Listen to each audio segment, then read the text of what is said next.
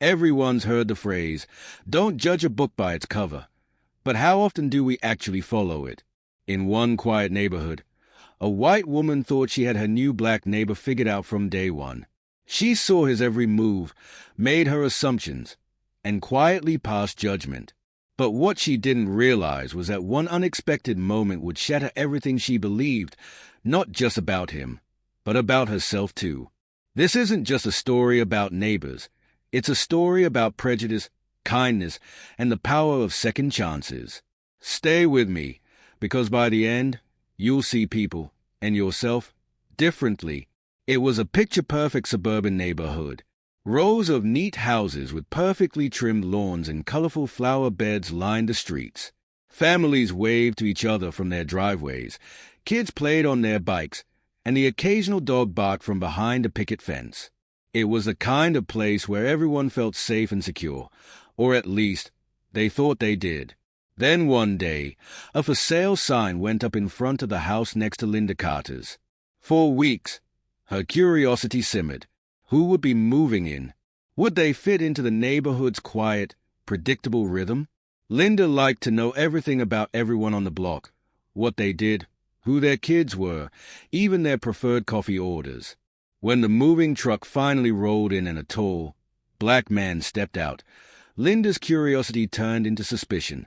He wasn't what she expected. There were no kids running around, no family bustling behind him, just the man, unloading boxes on his own. Linda stood at her window, watching, her mind already spinning stories about who he was and why he had chosen their neighborhood. For some, a new neighbor means a chance to make a friend, to learn someone's story. But for others, it's an invitation to assume the worst. This is a story of how Linda made one assumption after another, and how one extraordinary moment turned her world upside down.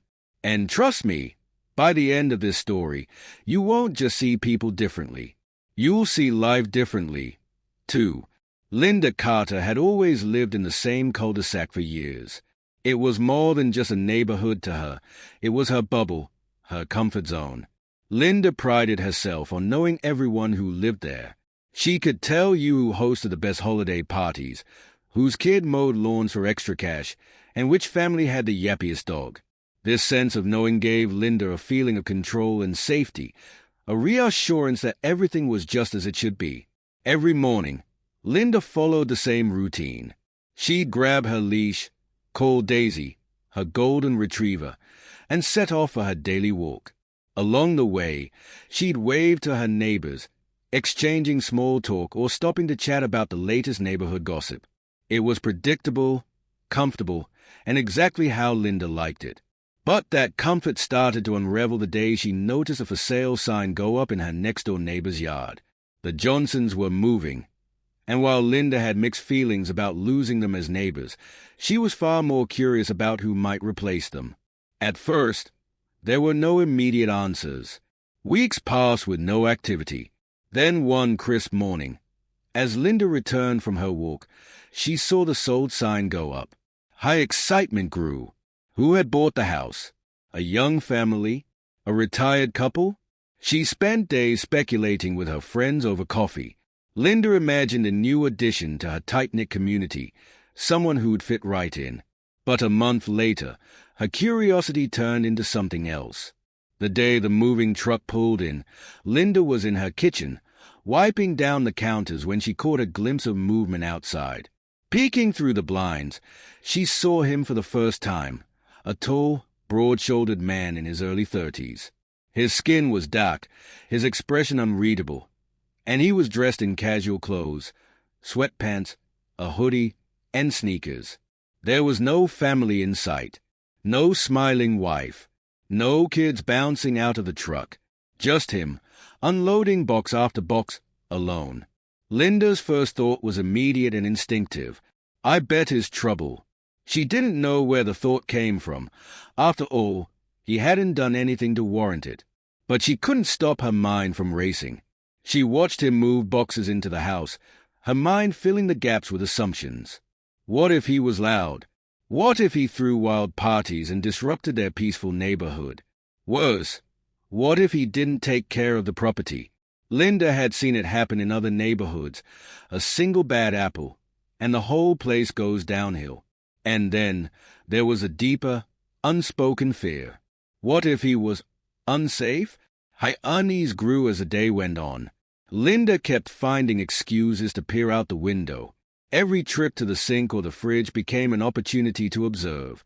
She noticed he worked methodically, carrying boxes with ease. She spotted a large duffel bag in his hand at one point, and her stomach knotted. What could be in there? Tools? Equipment? Something worse? Linda whispered her concerns to her husband that evening. "Did you see the new neighbor? He doesn't look like his from around here." Her husband, engrossed in his newspaper, barely looked up. "So? Maybe he's just a single guy starting out." "Don't jump to conclusions. I'm just saying," Linda replied, lowering her voice as if the man could hear through the walls. "We should keep an eye on him. You never know these days." Her husband sighed and returned to his reading, but Linda couldn't shake the feeling. She convinced herself she was just being vigilant, a responsible neighbor looking out for her community. But deep down, she knew it wasn't just vigilance. It was something uglier, a nagging suspicion based on nothing more than his appearance and the fact that he didn't fit into the tidy picture of the neighborhood she'd built in her mind.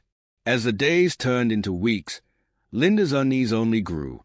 The man, whose name she later learned was James, kept to himself. He came and went at odd hours, often wearing the same casual hoodies and sweatpants. He didn't stop to chat with anyone, and Linda noticed he rarely had visitors. At night, she'd occasionally spot him carrying bags to and from his car, and each time, her imagination ran wild. What was he up to? Why did he keep such strange hours? And why hadn't he introduced himself to the neighbors yet? Linda began to share her concerns during her morning coffee meetups with friends.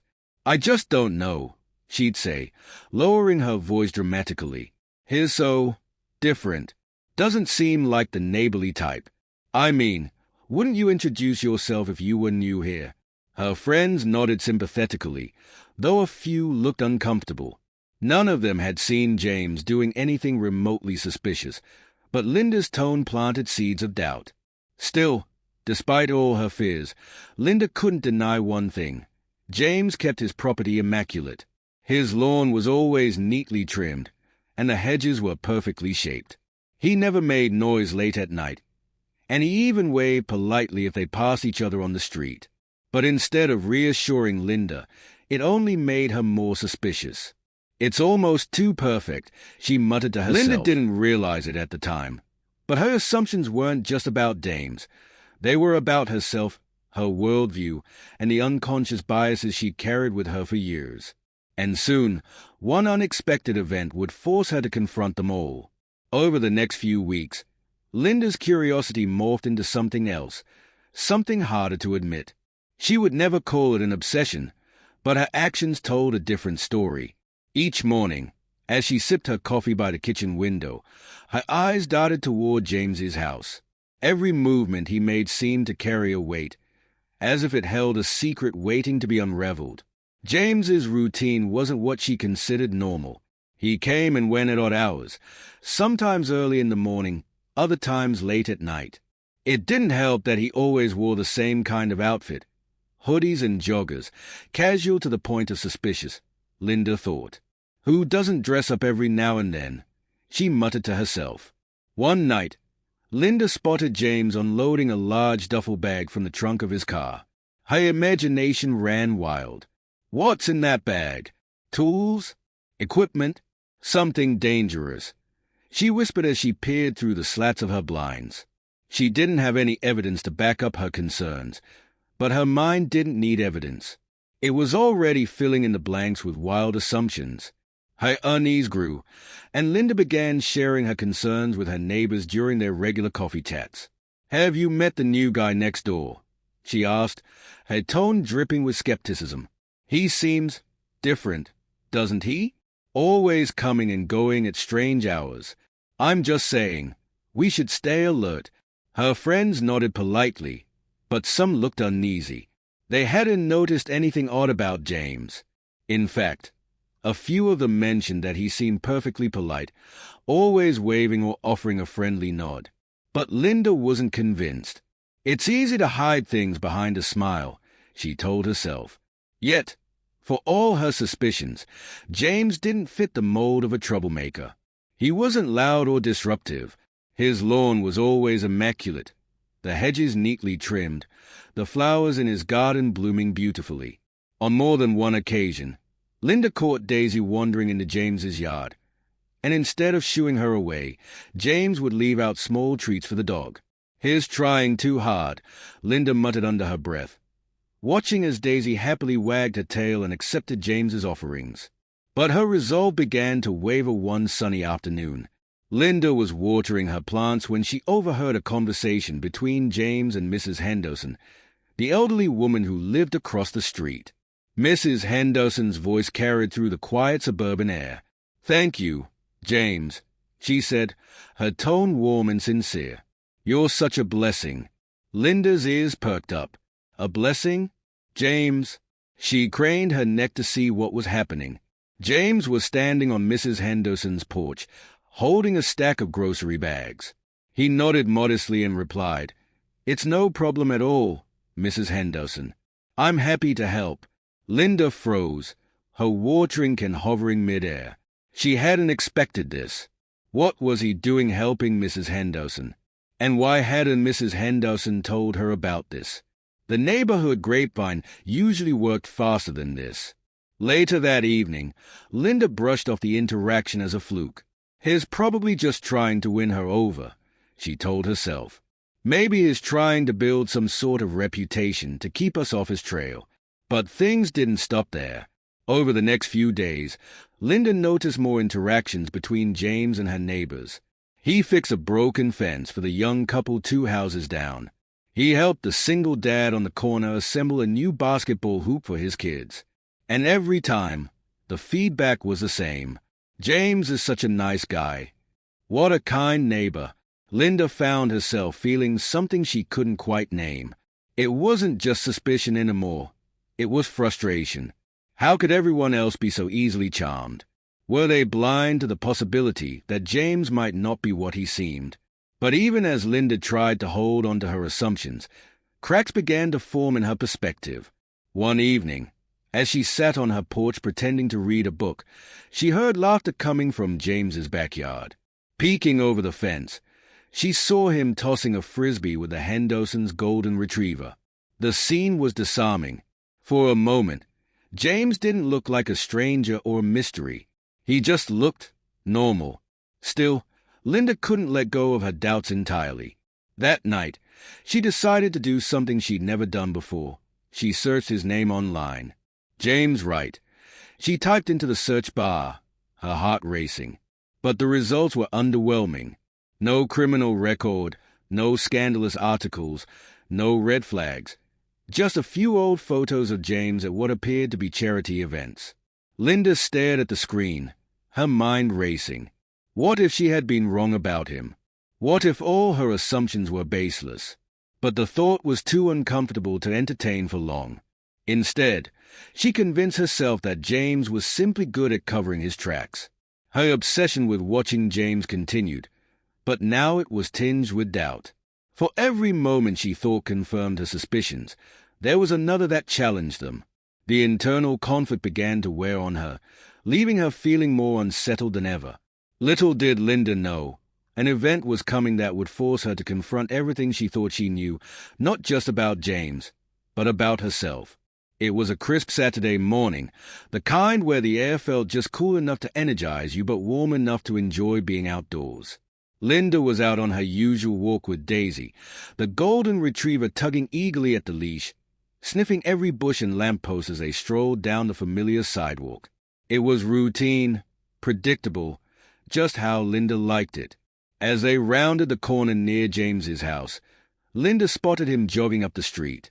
He was dressed in his usual hoodie and running shorts, his pace steady and focused. Linda felt her body tense. Should she say something? Should she cross the street? But before she could make a decision, something unexpected happened. James slowed down. His face changed, Not the casual, distant expression Linda had grown accustomed to, but one of sudden alarm. Stop right there, he shouted, his voice sharp and commanding. Linda froze, her heart pounding. This was it, she thought. This is why I've been so uneasy. Something's about to happen. She clutched Daisy's leash tighter and took a hesitant step backward. James sprinted toward her, his eyes locked on something past her shoulder. Linda turned just in time to see it. Daisy had slipped her leash. The dog was bounding across the street, her fluffy tail wagging as she chased after a butterfly fluttering just out of reach. Linda's stomach dropped. In the distance, the growl of an engine grew louder. A car was speeding down the street, its driver oblivious to the golden blur darting into its path. Linda's voice caught in her throat. She tried to call out, to do something, but her body felt paralyzed. And then James moved. In a split second, he was in the street, running faster than Linda thought humanly possible. The car's tires screeched against the pavement as the driver slammed on the brakes, but it was too late to stop completely. James lunged, his arms reaching out as Daisy barked in surprise. With a single swift motion, James scooped up the dog and leapt out of the way, just as the car whizzed by, missing them by inches. The entire scene unfolded in a matter of seconds, but to Linda, it felt like slow motion. Her heart was pounding so loudly she could hardly hear anything else. James stood on the sidewalk now, holding Daisy safely in his arms. His chest heaved as he caught his breath, and beads of sweat rolled down his forehead. Daisy, completely unaware of the danger she'd just been in, wagged her tail and licked James's cheek. He smiled, handing the dog back to Linda with an easy, almost nonchalant grace. "You've got to keep a closer eye on her," he said, his voice gentle but firm. "These drivers don't pay attention around here." Linda's hands trembled as she took Daisy into her arms. I didn't see the car," she stammered, her voice barely above a whisper. "Thank you. You saved her." James shrugged as if it were nothing. "No problem," he said, wiping his brow. "She's a good dog." And with that, he gave a quick wave and jogged off, leaving Linda standing there on the sidewalk, clutching her trembling dog as her mind reeled. She stood rooted to the spot, her legs shaky and her heart still racing. What had just happened? She had spent weeks scrutinizing this man, convinced that he was trouble, imagining scenarios where he was a villain. Yet, in a single moment, he had done something selfless, something heroic, without hesitation, without a second thought. Linda looked down at Daisy, who was now blissfully oblivious, her tongue lolling out in contentment. The weight of the morning's events sank in, and Linda felt a pang of something she hadn't expected. Shame. All the assumptions, the quiet gossip, the judgmental glances. It all seemed so petty, so small, in the face of what James had done. He hadn't hesitated to put himself in harm's way to save Daisy, and he hadn't lingered to soak up praise or bask in gratitude. He had just done what needed to be done and moved on. Linda watched him disappear down the street, his figure growing smaller with each step. For the first time, she wondered, how much else have I been wrong about? That evening, Linda couldn't shake the morning's events. The image of James sprinting into the street, grabbing Daisy in the nick of time, replayed in her mind on an endless loop. She thought of his calm smile as he handed Daisy back to her, of the genuine kindness in his voice. And then she thought of herself, the whispered comments to her husband, the judgmental glances, the quiet gossip she'd shared with the neighbors. A heavy pang of guilt settled in her chest. How had she been so wrong about him? How had she let her assumptions cloud her judgment so completely? Linda paced her kitchen, Daisy snoozing contentedly by the door. She wanted to do something, anything, to make up for the weeks of suspicion and negativity she had harbored toward James. Then an idea struck her. Cookies.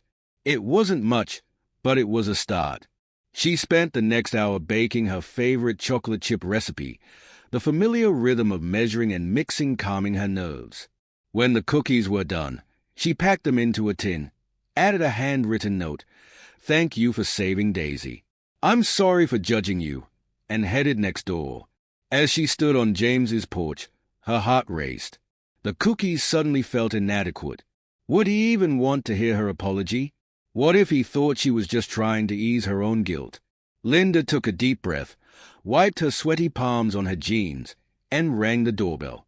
It only took a moment before James opened the door. He was dressed casually in a t-shirt and sweatpants, a look of mild surprise on his face when he saw her. But he smiled warmly, the same easy, genuine smile that had thrown her off guard earlier that day. "Hi, Mrs. Carter," he said.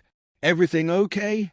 Linda cleared her throat, suddenly feeling very small under his kind gaze. I just wanted to thank you again for what you did this morning," she began, holding up the tin of cookies like a peace offering. "And also to say I'm sorry. I think I've been unfair to you." James raised an eyebrow, his expression shifting to one of curiosity. "Unfair? How so?"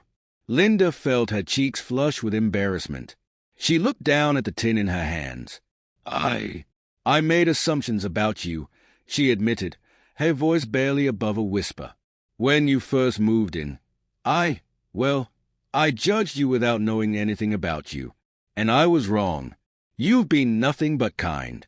And after today, I had to tell you." For a moment, James didn't say anything. Linda's heart sank. She braced herself for him to shut the door, to tell her off, to do something that would confirm she didn't deserve his forgiveness. But then James chuckled softly. It wasn't a bitter or sarcastic laugh. It was light, almost amused.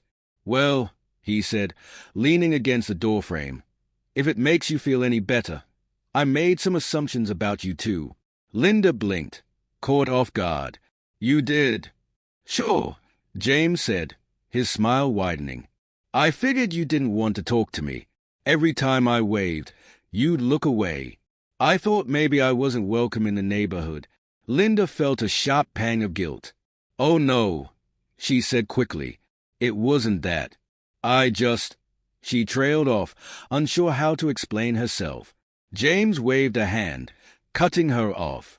"Hey, it's okay. I get it. People are quick to judge, but life's too short to hold on to that kind of thing. I'm just glad Daisy's okay." They both laughed, the tension between them dissolving. For the first time, Linda saw James not as a mysterious neighbor she had vilified in her mind, but as a person, kind, generous, and just as human as anyone else. As she handed him the tin of cookies and they exchanged a few more words, Linda felt something shift inside her. She had spent so much time focusing on what separated them, on their differences, that she had missed a chance to see the good. But now, standing on his porch, she realized how wrong she had been, and how grateful she was for the chance to make it right. From that day forward, Linda and James developed an unlikely friendship. She learned he was a volunteer firefighter, often gone for long hours because he was helping people. The duffel bag? His gear. Linda realized how much she had to unlearn, not just about James, but about the world. Sometimes, the walls we build between ourselves and others are made of nothing but fear and ignorance. And as for James, he never held her assumptions against her. "We all have our blind spots," he told her one day. "What matters is that we're willing to see past them." If this story moved you, make sure to subscribe for more inspiring stories like this one. Or check out the next video to hear another tale that will challenge the way you see the world.